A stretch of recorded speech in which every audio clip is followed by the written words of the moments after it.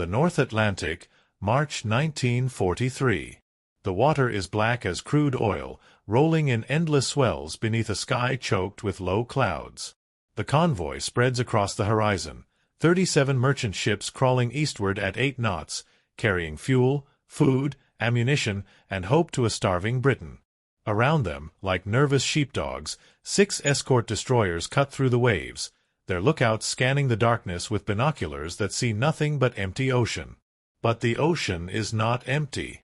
300 feet below the surface, Captain Lieutenant Werner Hartmann stands in the cramped control room of U-257, his face lit green by the dim glow of the instruments.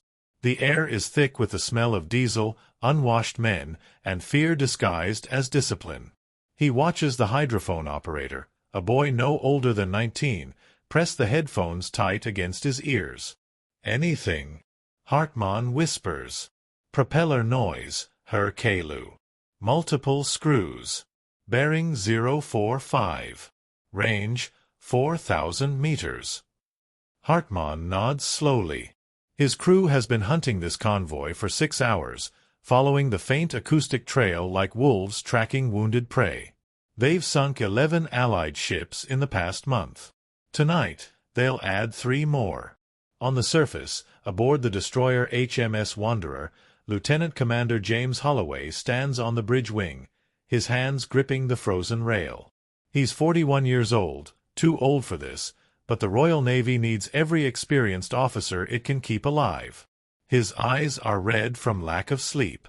They've lost 2 ships already this week, torpedoed in the night, gone before anyone could scream. Aztec contact? He calls to the sonar operator below. Negative, sir. Nothing on the scope. Holloway curses under his breath. The Aztec system, Britain's underwater detection gear, is supposed to find submarines. But the U-boats have learned. They've learned to go deep, to move slow, to hide in the thermal layers where sound bends and scatters. They've learned to become ghosts. And ghosts are killing them. 1,200 miles away, in a cluttered workshop in Portsmouth, New Hampshire, a 17-year-old boy named Thomas Aldridge bends over a workbench scattered with vacuum tubes, copper wire, and salvaged radio parts.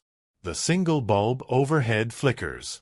Outside, snow falls soft and silent, muffling the world. Tommy's hands are stained with solder burns. His eyes are ringed with exhaustion. For 3 months, he's been working on this, a device his physics teacher called theoretically interesting but practically impossible. A device the Navy laughed at when his father tried to show them the blueprints. But Tommy doesn't care about theory. He cares about his brother. Lieutenant Michael Aldridge, United States Navy, convoy escort duty. Missing in action since February 14th. Torpedoed somewhere in the mid-Atlantic. No survivors recovered. Tommy twists a final wire into place and steps back. The device sits there on the bench, an ugly, improvised tangle of electronics housed in a wooden box no bigger than a typewriter. It looks like junk. It looks like a child's science project. But if Tommy is right, if his calculations aren't just the desperate dreams of a grieving kid, this ugly box can do something the million-dollar Aztec systems can't. It can see through the water. Not with sound. With something else entirely. He flips the power switch. The tubes begin to glow, a soft amber warmth. A needle on the crude meter twitches. Tommy holds his breath. Outside, a car pulls up. Footsteps crunch through the snow. Tommy's father appears in the doorway, his Navy commander's uniform dusted white. "Tommy," his father says quietly, "they want to see it. There's a convoy leaving in 4 days. If you're coming, we leave tonight." Tommy looks at his father, then at the machine. "Does it work?" his father asks. Tommy doesn't answer. Because he doesn't know. All he knows is that somewhere out there, in the black water of the Atlantic, men are dying. And maybe, just maybe, this box of junk and hope can save them. The snow falls harder. The convoy clock is ticking. The USS Bainbridge cuts through the Atlantic at 18 knots, her bow throwing spray that freezes before it hits the deck. Tommy stands on the destroyer's bridge wing, gripping the rail with white knuckles, his homemade detector strapped into a canvas duffel at his feet. The wind rips at his borrowed navy peacoat, 3 sizes too big, smelling of mothballs and someone else's sweat. Captain Raymond Porter watches him from the corner of his eye. Porter is 52, gray-bearded, with the kind of face that's seen too many men go into the water and not come back. He didn't want the kid aboard. Didn't want some teenage inventor playing scientist while real sailors did real work. But Commander Aldridge pulled strings. Called in favors. And now Porter's stuck with a boy and a box. "Your father speaks highly of you," Porter says, not unkindly. Tommy doesn't look at him. "My father wants to believe something good can come from Michael dying." Porter is quiet for a moment. Then, "We all do, son." Below deck, in the cramped sonar room, Chief Petty Officer Frank Kowalski sits hunched over the oscilloscope display, headphones clamped over his ears. He's been listening to the ocean for 19 hours straight. Every ping of the Aztec echoes back with the same frustrating answer: nothing. Empty water. Safe passage. But Kowalski's been doing this long enough to know, when the ocean sounds empty, that's when you should be most afraid.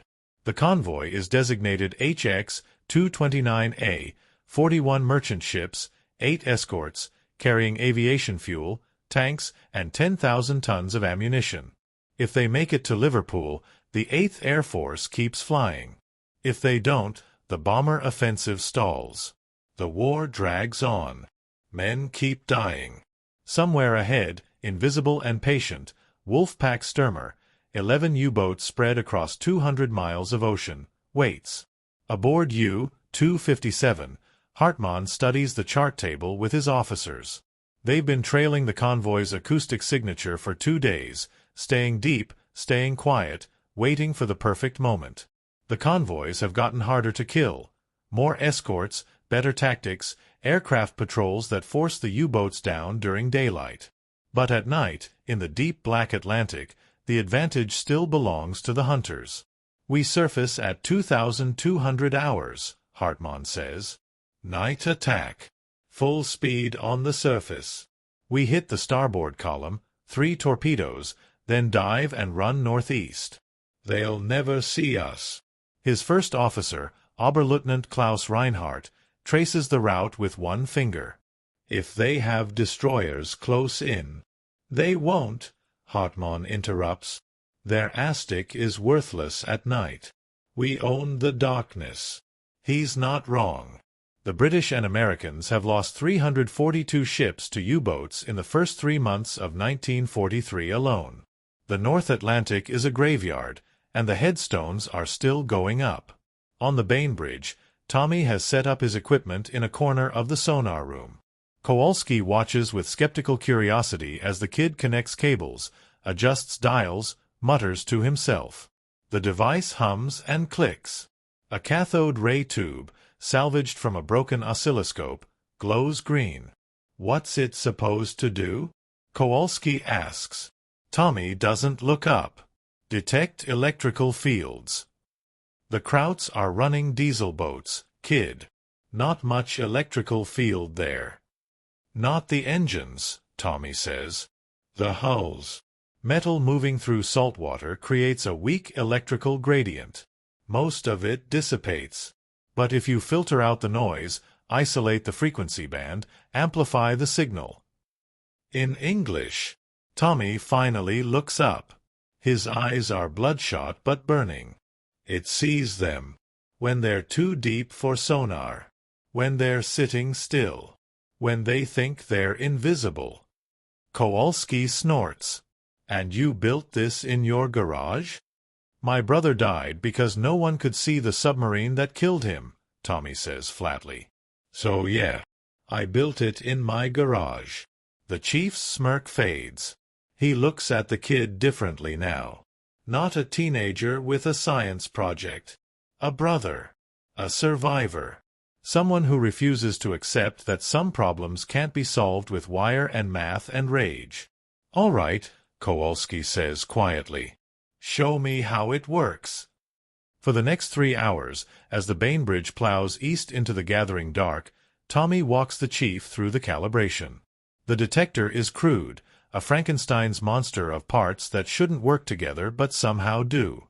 The cathode display shows a mess of hash and static. But occasionally, buried in the noise, there's something else. A spike. A pulse.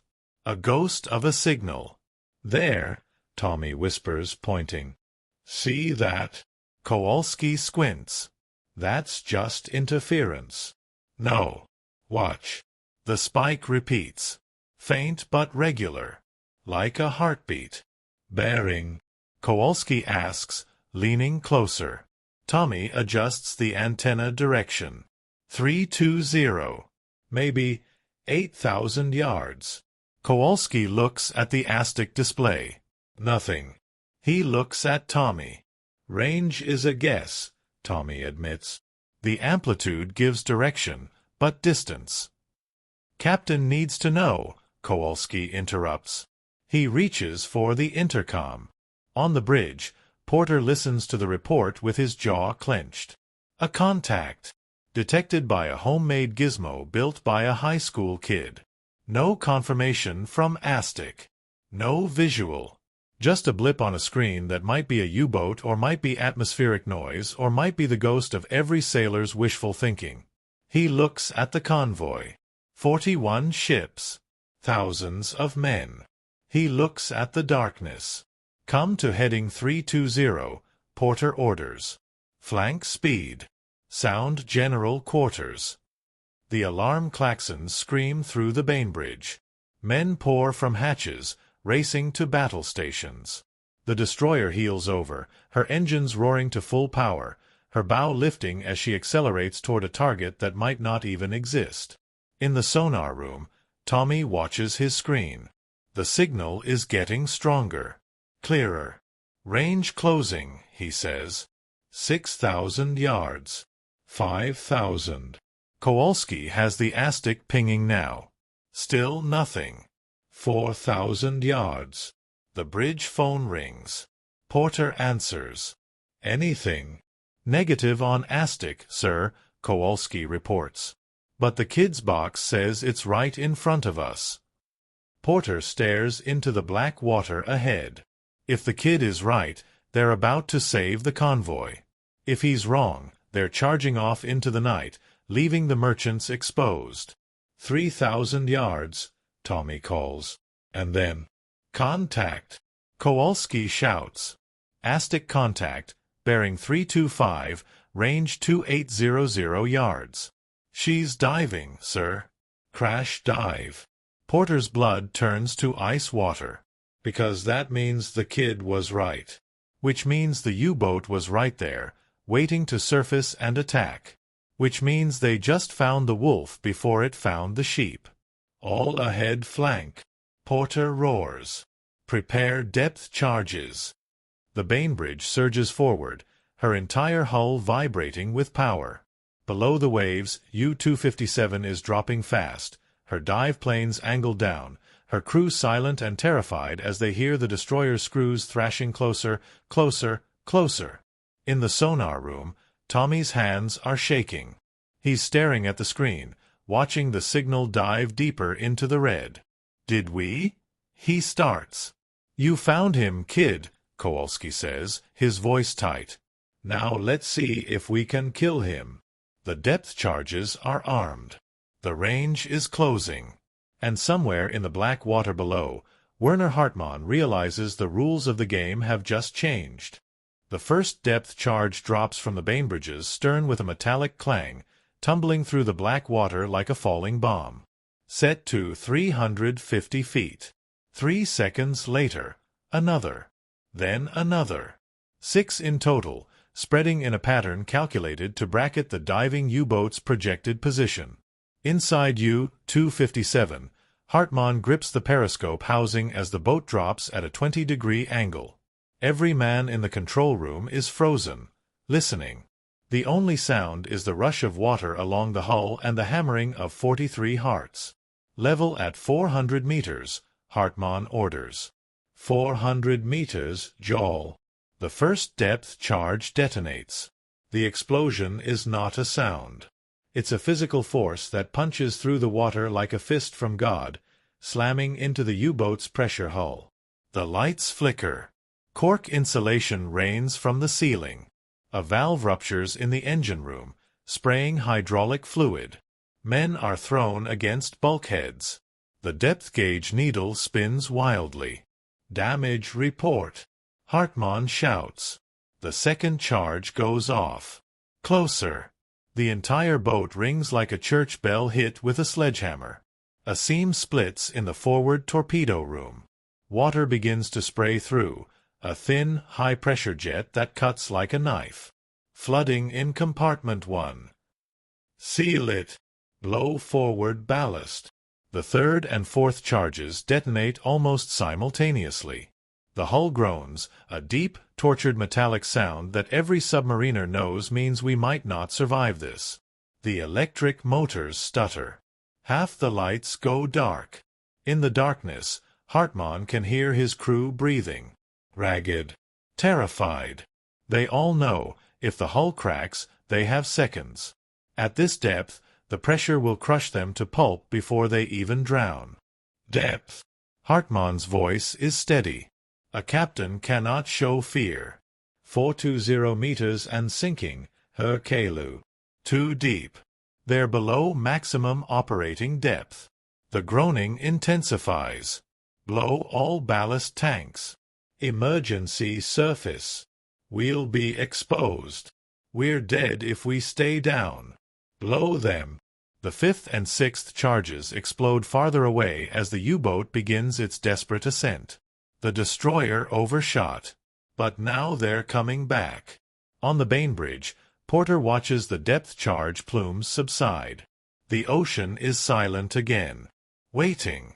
Astic contact? He demands. Lost contact, sir. She went deep. Wait. Contact bearing 330, range 1500 yards and closing. She's rising fast. Porter's eyes widen. She's surfacing? Aye, sir. Coming up like a cork. A damaged U-boat surfacing at night is either running for its life or preparing to fight. Either way, it's a kill opportunity. Come to 330. Gun crews to the forward mount. Searchlights on my command. In the sonar room, Tommy is gripping the edge of the table so hard his fingernails are white. His detector screen is going crazy, the signal blooming bright as the submarine rises toward the surface. Range. Kowalski asks. 1,200 yards, Tommy whispers. 1,100. 1,000. Surfaced submarine. Dead ahead. The shout comes from the forward lookout, hoarse and urgent. Through the bridge windows, Porter sees it, a black shape breaking the water like a breaching whale, metal glistening in the moonlight. The conning tower. The deck gun. The swastika painted on the side. Open fire. The Bainbridge's forward 5-inch gun barks, throwing a shell that screams across the water and explodes 10 feet short, geysering spray. The second shot hits the U-boat's conning tower with a sound like a car crash, ripping metal, sending sparks and shrapnel across the deck. On U-257, Hartmann drags himself up the conning tower ladder into the freezing night air. His boat is dying. The forward torpedo room is flooded. The starboard diesel engine is seized. They can't dive again. Their only chance is to outrun the destroyer on the surface, hope the darkness saves them. Both engines full ahead, he screams down the hatch. The U-boat's remaining diesel roars to life, belching black smoke. She begins to move, sluggish, wounded, but moving. Another shell from the Bainbridge screams overhead, close enough that Hartmann feels the shock wave. The destroyer is closing fast, her searchlights stabbing through the darkness. In 30 seconds, she'll have them illuminated. In 60 seconds, she'll blow them to pieces. Hard to starboard. Emergency dive. We can't dive, Herr Kalu. The forward compartment. Then we fight. The deck gun crew, 4 men who've been clinging to the slippery deck, scramble to load the 88mm cannon. It's insane. Suicidal. A U-boat cannot win a gun duel with a destroyer. But surrender means a POW camp. And Hartmann is not ready to surrender. The U-boat's deck gun fires first. The shell misses the Bainbridge by 50 yards, but the flash lights up the night. Porter sees the U-boat clearly now, turning hard, its gun crew reloading frantically, desperate and doomed. Hard left rudder. Bring all guns to bear. The Bainbridge swings broadside, presenting every weapon she has. The 5-inch gun. The 40mm Bofors. The 20mm Oerlikons. For 3 seconds, every gun on the ship is aimed at the U-boat. Then they all fire at once. It's not a battle. It's an execution. The U-boat's conning tower disintegrates under the barrage. The deck gun is blown off its mount. The pressure hull is punctured in a dozen places. Men are thrown into the water, some alive, some not. The U-boat begins to list, seawater pouring through the wounds, dragging her down. In the sonar room, Tommy watches his screen. The signal is breaking apart, fading. She's going down, Kowalski says quietly. Tommy feels sick. He wanted to stop the U-boat, wanted to save the convoy. But watching men die, even enemy men, is different than he imagined. There's no triumph in it. Just the cold knowledge that someone's brother isn't coming home. On the surface, Hartmann clings to a piece of wreckage, gasping, his lungs burning from seawater. Around him, the ocean is littered with debris and swimming men.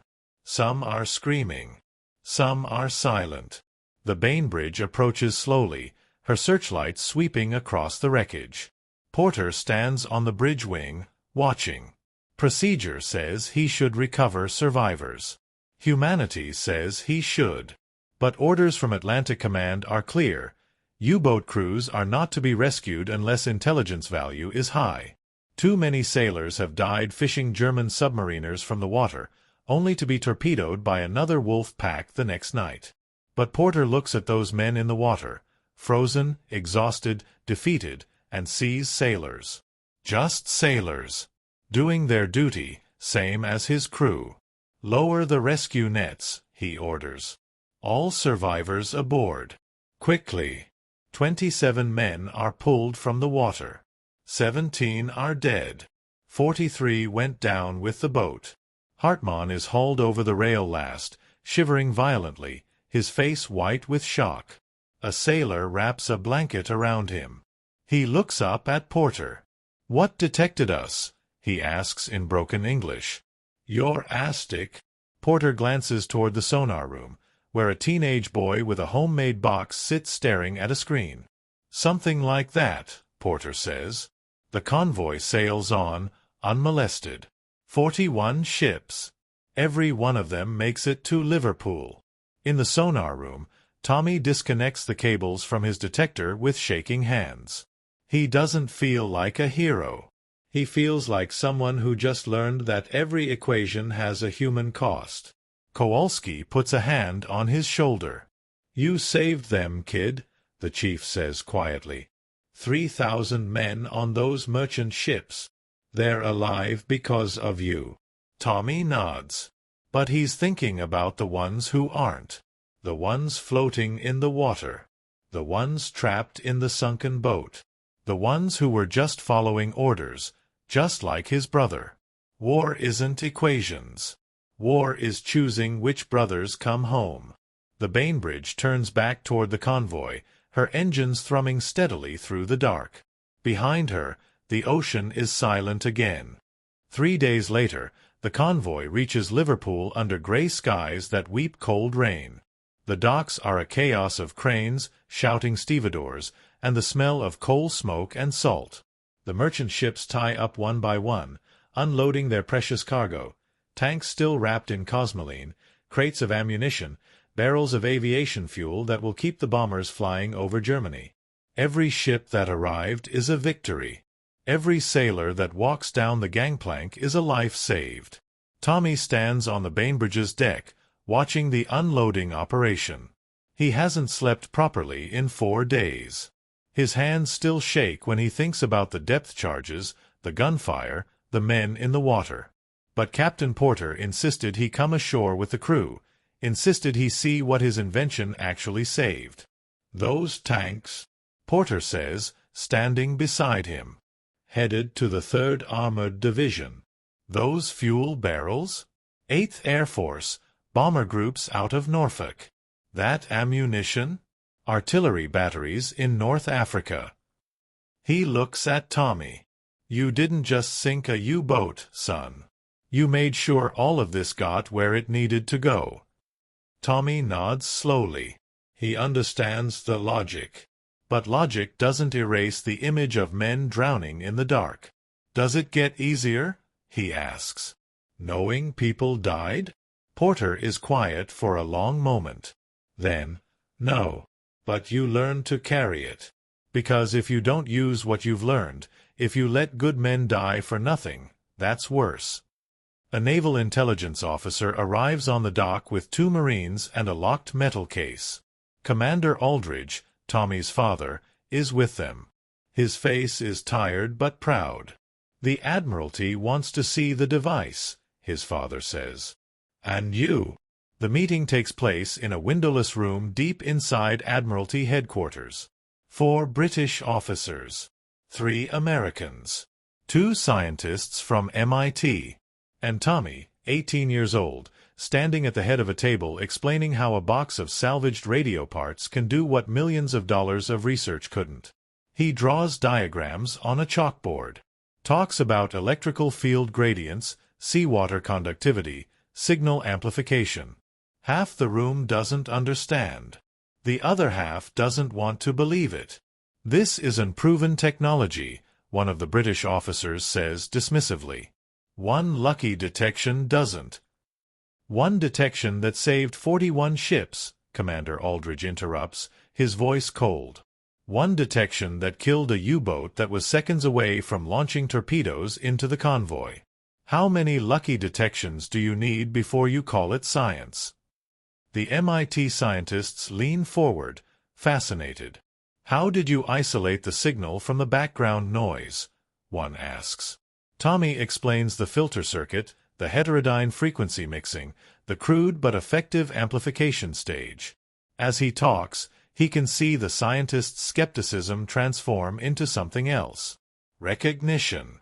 Excitement. The realization that this awkward, grieving teenager has stumbled onto something real. "We need to test this properly," the other scientist says. "Controlled conditions. Multiple submarines. Different depths. But if it works consistently." He looks at the military officers. "Gentlemen, this could change the entire Battle of the Atlantic." The British admiral who was dismissive earlier leans back in his chair, reassessing. "How many of these devices can you build?" Tommy blinks. I don't know. I built mine from scrap. But with proper components, proper assembly." "We'll provide whatever you need," the admiral says. "Technicians, laboratories, funding. If this works, we need it on every destroyer and corvette in the fleet." Tommy looks at his father. Commander Aldridge's eyes are wet. "Michael would be proud," his father says quietly. Over the next 8 months, Tommy's crude prototype evolves. Engineers refine it. Scientists explain the physics properly. It's given an official name, the MAD, Magnetic Anomaly Detector. Though Tommy's version works on electrical fields, not magnetic, the name sticks. By November 1943, 73 destroyers and escort carriers have been equipped with early production models. The detection range is still limited, 3,000 to 4,000 yards maximum. But that's enough. Enough to catch U-boats before they reach firing position. Enough to force them deeper, slower, less effective. Enough to shift the balance. The German submarine command notices the change. The enemy detects us before we can attack, one U-boat captain reports. They turn toward us even when we are silent, even when we are deep. It's as if they can see through the water. They're not entirely wrong. By the end of 1943, Allied shipping losses dropped by 40%. By mid-1944, the U-boat fleet is on the defensive, hunted instead of hunting. The wolf packs break apart. The Atlantic becomes, slowly, safer. None of it saves Michael Aldridge. His destroyer went down with all hands. No invention can bring back the dead. But Tommy learns to live with that. Because Michael died trying to protect a convoy, and now convoys are making it through. Michael died fighting an invisible enemy, and now that enemy can be seen. May 1945. Germany surrenders. The U-boats are ordered to surface and surrender. In ports across Britain and America, captured submarines are studied, dismantled, examined. Allied engineers crawl through the hulls, measuring, testing, trying to understand how these machines became so deadly. Tommy, now 19, stands on the dock in Portsmouth, New Hampshire, back where it all started. In his hand is a telegram from the Navy Department. An official commendation. A medal he'll receive in a ceremony next month. Words like heroism and innovation and service above and beyond. He folds the telegram and puts it in his pocket. Next to him, his mother stands quietly. She's older now. Grief does that. But there's something else in her face too. Pride. Gratitude. The knowledge that her younger son took his pain and turned it into something that saved lives. Do you think Michael would have understood? Tommy asks. Why I did this? His mother takes his hand. Michael became a sailor to protect people. You became an inventor to protect people. Different uniform. Same mission. Tommy looks out at the harbor, where destroyers are tied up in rows, their crews on shore leave, celebrating the end of the war. Some of those destroyers have mad equipment installed. Some of those crews are alive because a boy in a garage refused to accept that submarines were unstoppable. I just wanted to stop them from killing, Tommy says quietly. I wanted one less family to get the telegram we got. And you did, his mother says. Hundreds of families. Maybe thousands. You gave them their sons back. A sailor walks past, young, laughing, whole, and waves at them. Tommy waves back. That night, Tommy goes back to the workshop. The original Detector, his crude, ugly, beautiful box of junk, sits on the shelf where he left it. He picks it up, turns it over in his hands. It's just wood and wire and glass. It shouldn't have worked. By all rights, it should have been a failure. But sometimes grief and love and desperation can build things that logic says are impossible. Sometimes a boy with a soldering iron can see what admirals and scientists couldn't. Sometimes the difference between tragedy and survival is one person refusing to give up. Tommy sets the Detector back on the shelf. Not a museum piece. Not a relic. Just a reminder that every life saved is worth the effort. Every equation solved is a chance to bring someone home. Every brother lost is a reason to keep fighting. Outside, the stars are coming out. The Atlantic is quiet. The U-boats are gone. And somewhere, Tommy hopes, Michael is proud.